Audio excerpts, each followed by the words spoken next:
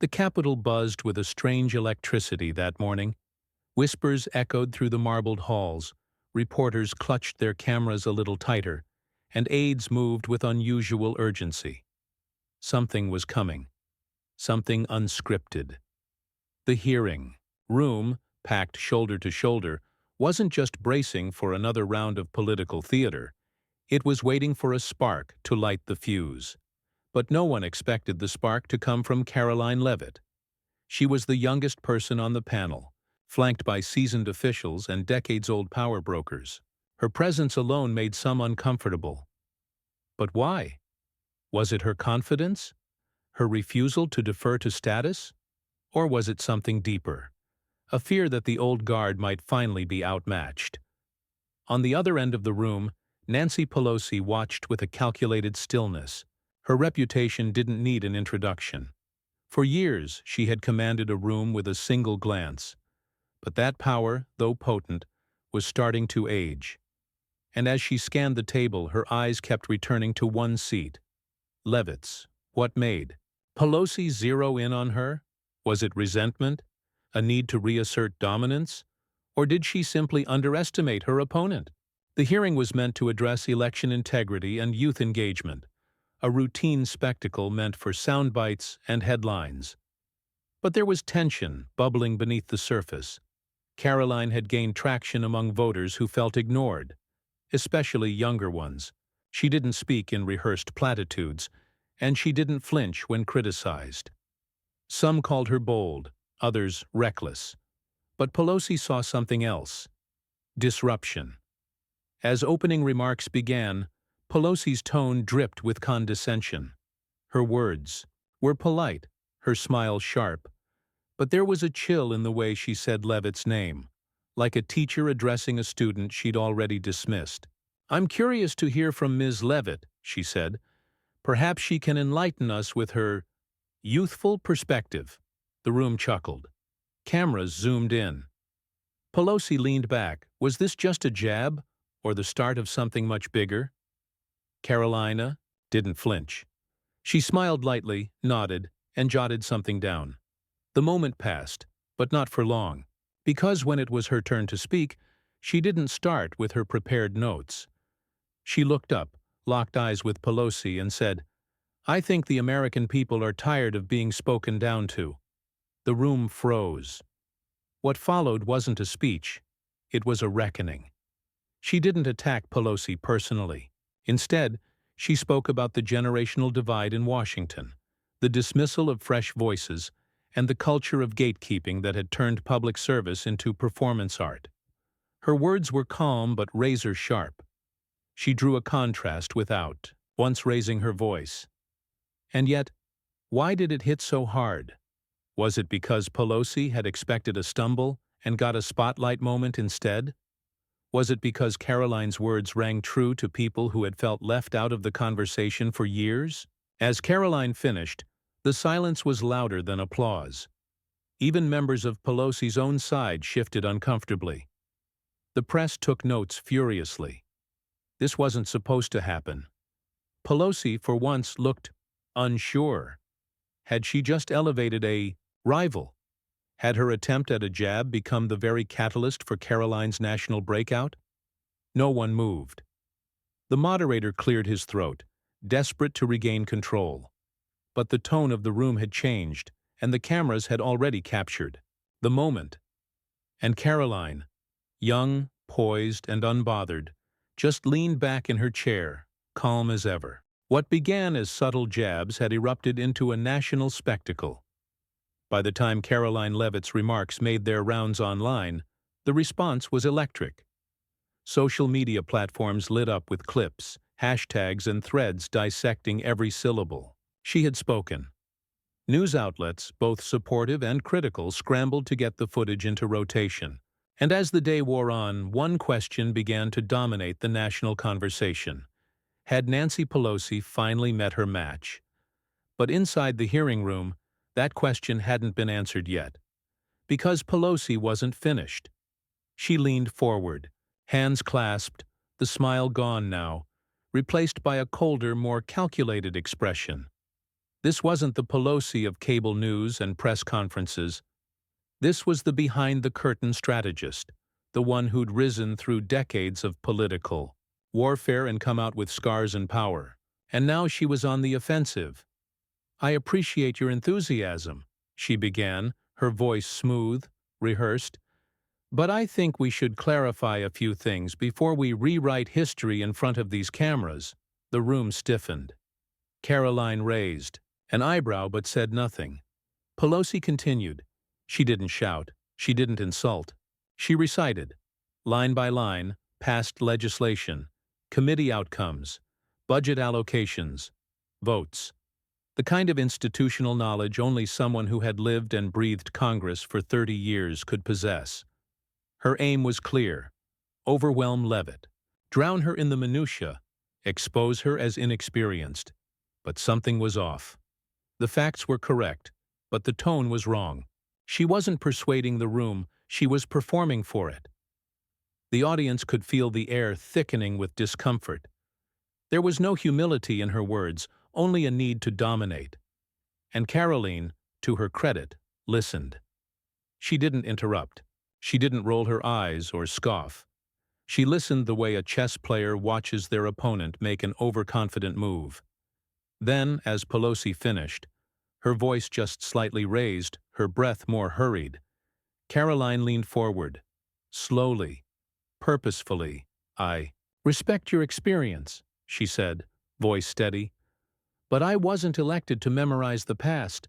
I was elected to change the future." A few gasps. A few stifled reactions. It wasn't just a line, it was a declaration. Pelosi blinked. Karoline continued. "Washington has become a library of excuses," she said, "where people spend more time reciting what's been done than asking what should be done. You can quote votes and statutes all day, but what does any of it matter if people back home are still struggling to afford groceries, still drowning in debt, still feeling unheard?" She wasn't yelling. She didn't need to. Every word was a pressure point. She paused, then added, "If knowledge were enough, Washington would be working just fine. But we both know it's not." The silence was heavier now. A congressman across the aisle tilted his head, as if hearing something unfamiliar. Sincerity. Even a few of Pelosi's colleagues looked down at their notes, unsure where to go from here. And yet, Pelosi wasn't done. She still had the floor, and her pride was not so easily bruised. "Young lady," she said, her voice icy now, "you may think you're saying something new, but idealism without understanding is dangerous. History doesn't forgive ignorance." The line was sharp, meant to sting. And it did, but not in the way Pelosi had hoped. Karoline didn't flinch. Instead, she turned ever so slightly to the cameras, those ever-watching lenses feeding America, every second of this exchange, and said, "Then let history remember this moment." She stood up, not to leave, not to walk away, but to stand in defiance, because now the country wasn't just watching a disagreement, they were watching a shift, an old guard desperately trying to hold the reins, and a rising voice unafraid to take them. Pelosi stayed seated, her hands tight around her papers. Karoline didn't need notes. She had the one thing Washington had almost forgotten how to use: conviction. And conviction, real, raw conviction, was something even the most experienced politician couldn't fake. By the time the hearing concluded, the story had already outgrown the room. Outside the Capitol, reporters crowded the steps like vultures circling a battlefield, waiting to sink their questions into whoever stepped out first. Inside, staffers whispered in hallways, emails were forwarded with urgency, and the expressions on lawmakers' faces revealed a truth no one dared to say aloud. Something had shifted. Not just in the hearing, but in the power dynamic of Washington itself. Karoline Leavitt stepped into the hallway with cameras snapping in her direction like a wall of lightning. Microphones were thrust toward her face, and questions flew from every angle. "Do you regret standing up to Speaker Pelosi? Was your speech pre-planned? Are you running for higher office? She answered none of them. She didn't need to. The silence, the composure, it said everything, and that quiet confidence only fanned the flames. Inside the chamber, Pelosi remained behind, speaking with senior staff, but the tension in her eyes betrayed something deeper than annoyance. It was awareness. For decades, Pelosi had dictated the pace of political discourse with precision.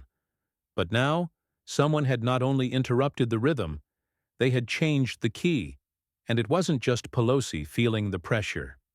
In the hours that followed, news anchors clashed live on air. Some hailed Leavitt as the new face of unapologetic leadership, while others accused her of disrespect, of inexperience, of showboating.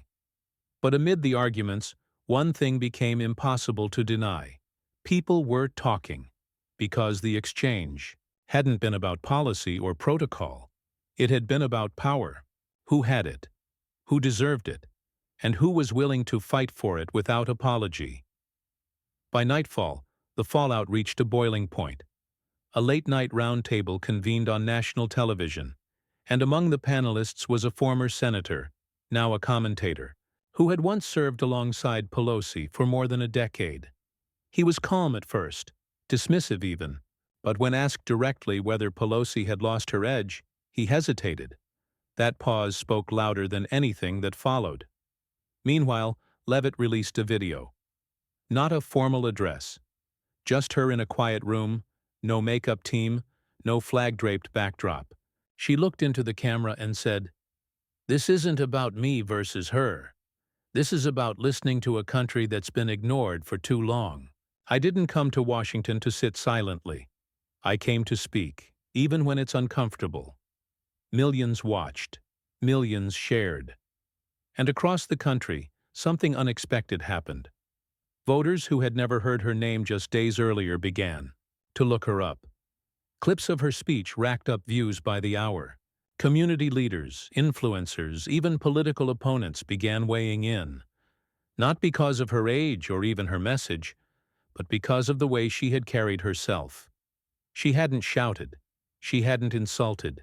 She had stood her ground, and now, for the first time in a long time, it felt like someone inside the Capitol was actually speaking to the people outside of it.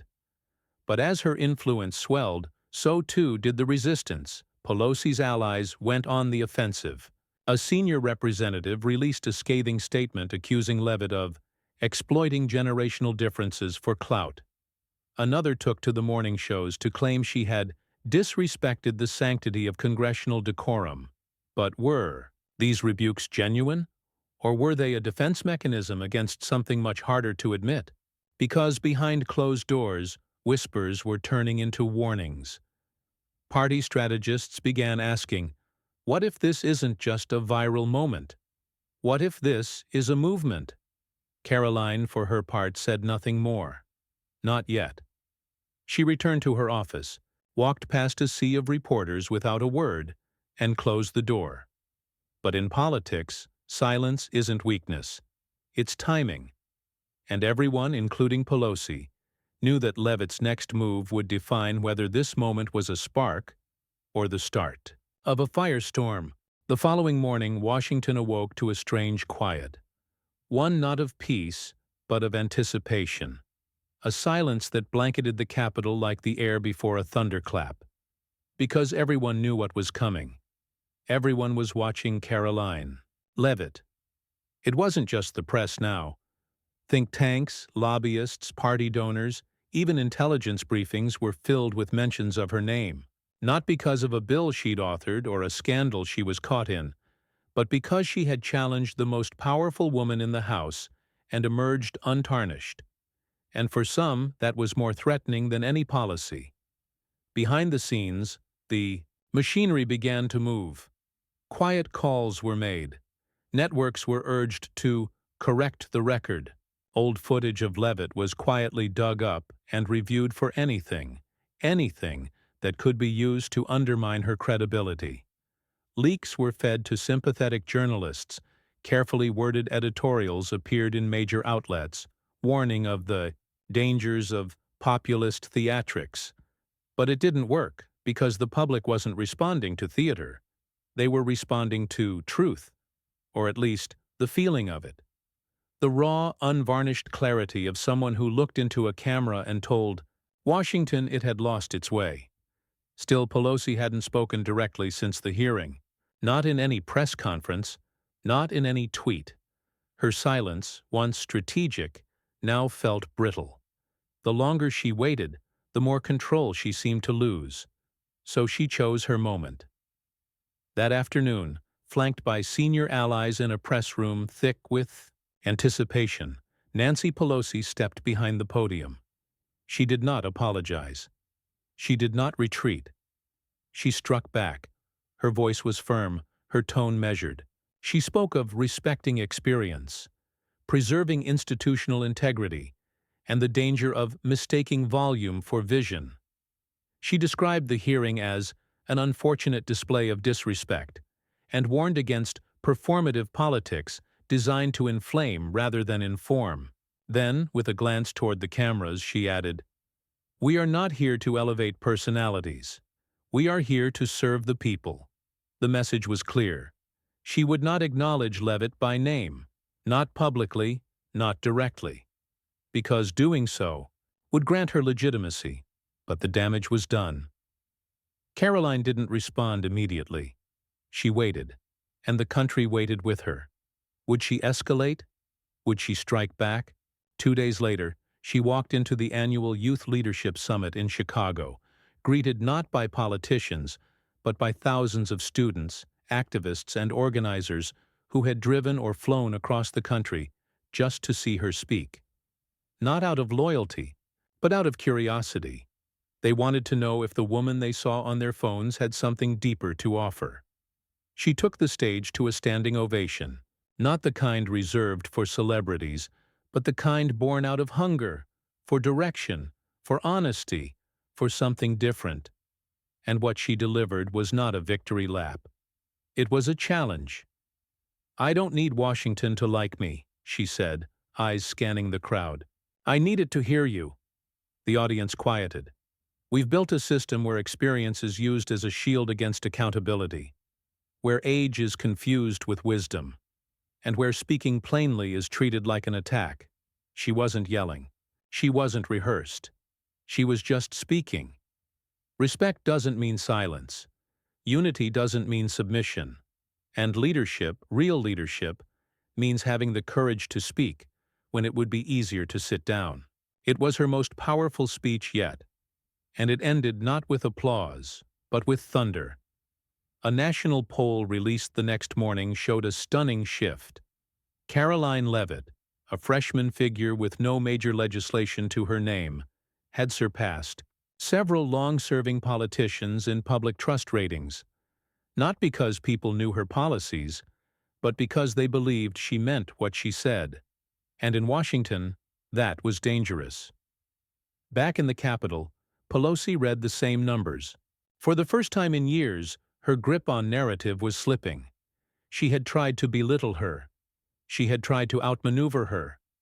Now she faced the one thing even the most powerful politician cannot control: momentum. And Leavitt, whether she wanted it or not, now carried the weight of a movement. The weight of the moment was not lost on Karoline Leavitt. She had entered Washington as a freshman voice among titans, expected to blend in, to learn quietly, to wait her turn. But now, that turn had come sooner, and louder, than anyone could have predicted. She didn't just have momentum. She had responsibility. And as pressure mounted from every side, she knew the next move had to be precise. In private, allies warned her. Strategists urged caution. Even sympathetic mentors gently advised her to dial it back. They said she had made her point. Now it was time to make peace. But Karoline didn't come to Washington to maintain peace with people who ignored the pain outside its walls, so she took a risk. She introduced a resolution. Simple in language, powerful in message. It called for the creation of a bipartisan oversight committee, not to investigate wrongdoing, but to review congressional leadership practices, generational representation, and how procedural rules were being used to suppress debate. The resolution wasn't radical, it was inconvenient. It struck at the heart of what many in Washington had come to depend on: a system designed to protect incumbency, reward silence, and punish disruption. Pelosi's camp immediately moved to quash it. She didn't speak publicly this time. She didn't need to. Allies called the resolution a stunt, naive, unserious. Senior lawmakers mocked it as a press release disguised as policy. But outside the Capitol, the public reaction was starkly different. Editorials began appearing with headlines like, "Why is Washington so afraid of change?" and "Leavitt's proposal, the first step to accountability." Cable hosts, often skeptical of populist figures, admitted, on air, that the resolution raised valid questions. Polling showed overwhelming support for its principles, even across party lines. The House leadership tried to bury it in committee. But the committee chair, facing re-election and sensing the wind had shifted, broke ranks. He scheduled a hearing. Suddenly, Leavitt wasn't just a viral figure. She was at the center of a policy fight. Pelosi, still silent, held meetings behind closed doors. Her closest confidants urged her to strike back, to go public, to reclaim the narrative. But for the first time, Pelosi hesitated, not because she was afraid of Leavitt, but because she was beginning to realize this wasn't just about Leavitt anymore. It was about everyone who had ever been told to wait their turn, everyone who had ever been dismissed, overlooked, talked down to, and ignored by a system that valued tenure over truth, and Karoline had become their voice. At the hearing for the resolution, the room was filled beyond capacity. Journalists, interns, even former members of Congress watched from the back.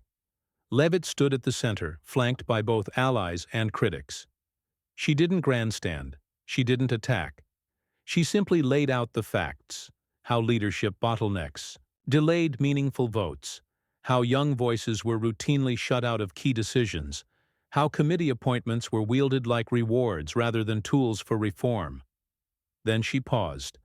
"I didn't come here to dismantle Congress," she said. "I came here to remind it who it serves." The words hung in the air like a bell tolling in an empty cathedral. The vote on the resolution failed, narrowly. The leadership had enough sway to stop it. But the loss was irrelevant. What mattered was what came next. 3 members of Pelosi's own caucus issued statements of support the next day. A senator from across the aisle invited Leavitt to speak at a youth reform summit. A dozen more lawmakers privately reached out, quietly expressing admiration, even envy. And as for Pelosi, her silence finally broke. In a primetime interview, she was asked directly, "What do you make of Karoline Leavitt?" She smiled tightly. "She's young," Pelosi said, "but she's learning." The anchor raised an eyebrow. "Learning what?" Pelosi's eyes flickered for the briefest second. "How this place works." The clip went viral, but not the way Pelosi had hoped, because America didn't want Leavitt to learn how Washington worked. They wanted Washington to learn how to listen again. By week's end, Leavitt walked back onto the House floor, not as a viral sensation, not as a firebrand, but as a symbol. She had taken the slings, endured the scorn, and stood her ground. Not for fame, not for revenge, but because someone had to say the quiet part out loud. And she had. The nation, once again, turned its eyes to her, not to see what she would say, but to see what she would do next. Because she had already done the one thing no one thought possible. She had made Washington nervous. And in doing so, she reminded a weary country of something they had almost forgotten.